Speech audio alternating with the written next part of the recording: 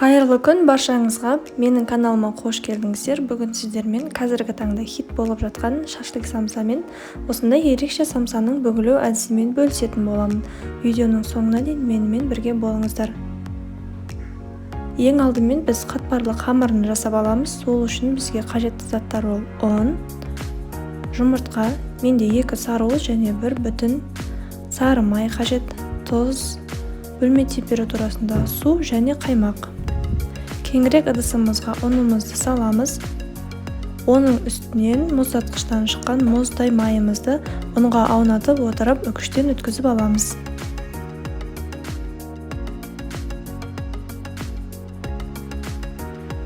Ұн мен май бір-біріне толықтай тиіп шығу үшін оны қолдың көмегімен осылай видеода көрсетілгенде араластырып крошка жасап аламыз.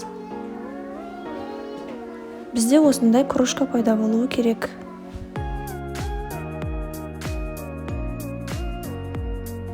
Крошка жасап болған соң үстіне тұз қосамыз. Тұзды да қолымыздың көмегімен осылай видеода көрсетілгенде араластырып аламыз.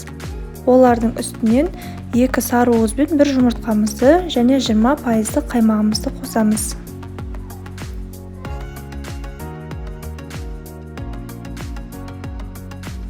Ең соңында бөлме температурасындағы суымызды қосып, қамыр илейміз. Бізде жұмсақ, қолға жабыспайтын қамыр пайда болуы керек.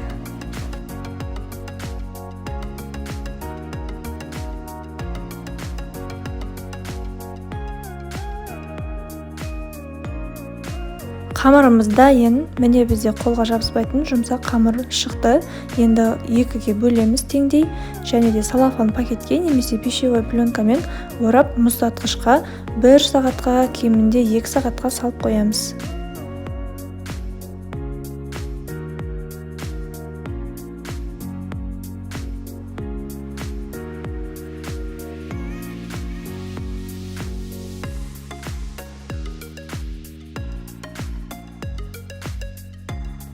Самсалардың салмасын дайындаймыз. Мен пияз бен сиырдың тартылған етін алдым.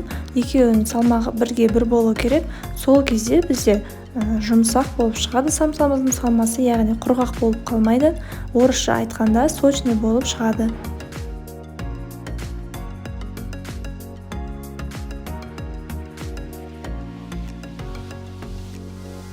Өзіңізге ұнаған кез келген дәмдеуішті қоса берсеңіз болады. Мен бұл жерде тұз, қара бұрыш, паприка және арнайы самсаға арналған дәмдеуішті қостым. Тоңазытқышта дайын болған қамырымызды алып, оны дөңгелек етіп жайып шығамыз. Шамамен 1-2 мм жұқалықта болу керек.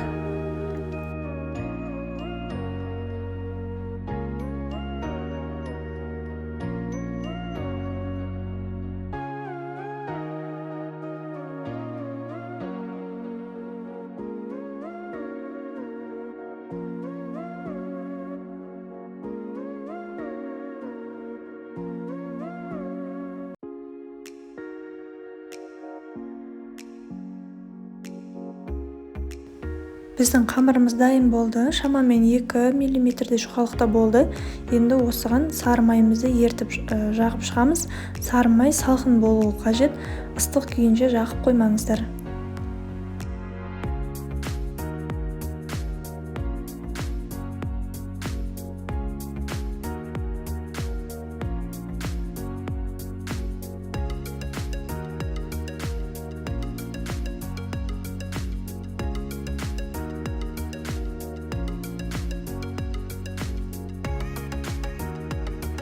Сары майымызды барлық шетіне тигізіп жағып болған соң, видеода көрсетілгендей орап шығамыз. Арасында ауа қалып кетпеуі керек.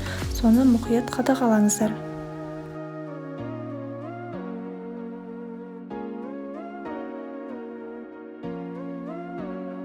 Дайын болған қамырымызды видеода көрсетілгендей осылай орап қойып, пищевой пленкамен немесе салафан пакетпен орап, тағыдан мұздатқышқа 2-1 сағатқа жібереміз.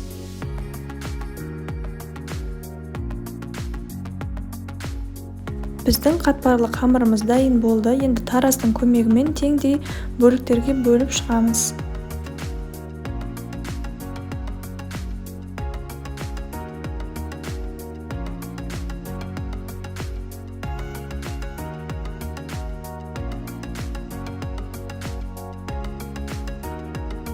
Әрбір бөлінген бөлшектегі қамырларымызды ұнға аунатып отырып жайып аламыз. Бізде барлығы бірдей көлемде, бірдей дөңгелектер пайда болу керек.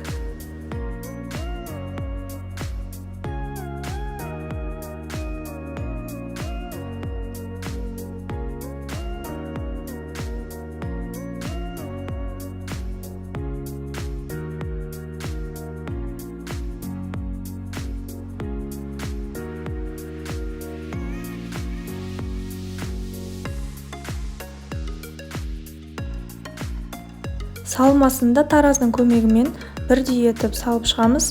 Толық қаншадан салу керек екенін, қамырды қаншадан бөлу керек екенін төменге описанияға жазып кететін боламын.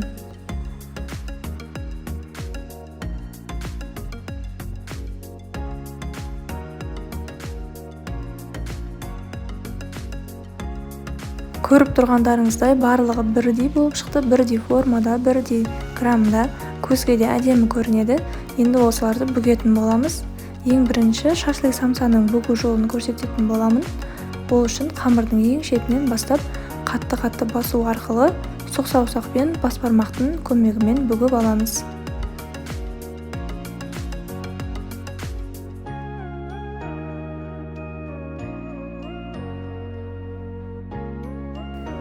Барлығын ортасына жинап алып келген соң, оларды сұқ саусағымызбен, бас бармағымызбен қатты қысамыз. Арасынан біздің піскен кезде согымыз ағып кетпеу керек.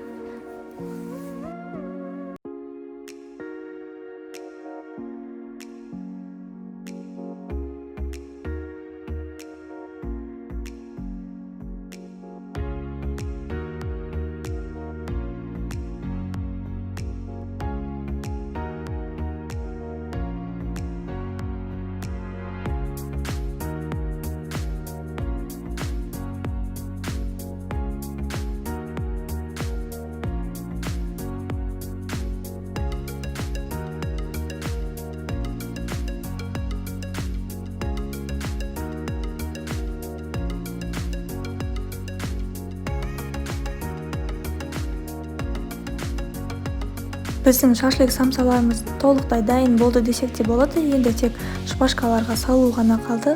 Ол үшін шпажкаларды сулап алып, осылай видеода көрсетілгендей шашлык сияқты қылып салып шығамыз. Шпажканы алдын ала 10 минут суға салып қойыңыздар, немесе бір суға салып алсаңыздар жеткілікті. Өйткені біз ыстық пешке салған кезде біздің ағаштарымыз күйіп кетуі мүмкін. Әрине ол көзге жақсы көрінбейді. Шашлык самсаларымызды бүгіп болған соң жұмыртқаның сары уызын жағып шығамыз.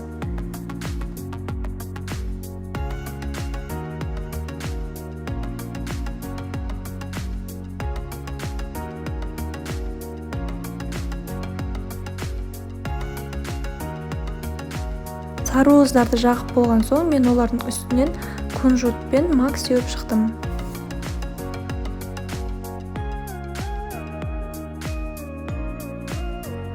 Дайын болған самсаларды қызып тұрған пеште 180 градуста 30-35 минут шамасында пісіріп алдым. Әрине ол әркімнің пешіне байланысты болып келеді. Бастысы беті қызарса жеткілікті.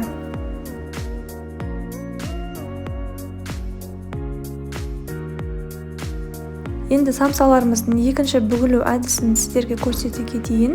Алдымен осылай бір-бірімен біріктіріп аламыз қамырларды.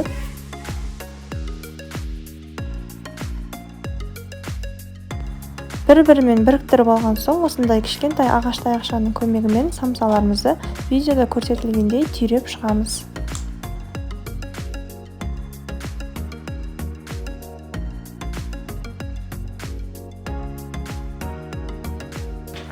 Бұл самсалардың бүгілуі өте оңай, көзге де әдемі көрінеді. Мінекей біреуі дайын, екіншісін де көрсетіп жіберейін сіздерге.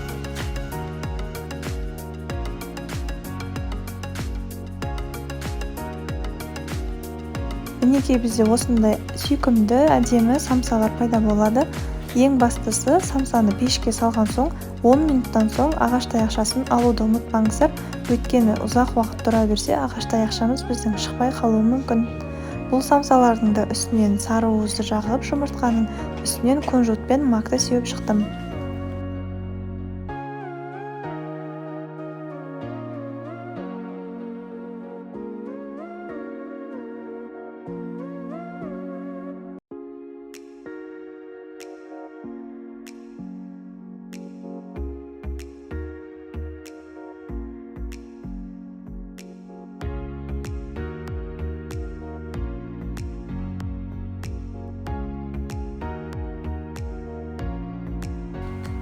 кез келген дастарханға сән беретін біздің хит болып жатқан шашлык самсаларымыз дайын. Міндетті түрде жасап көріңіздер. Сіздермен бірге болған Арайлым.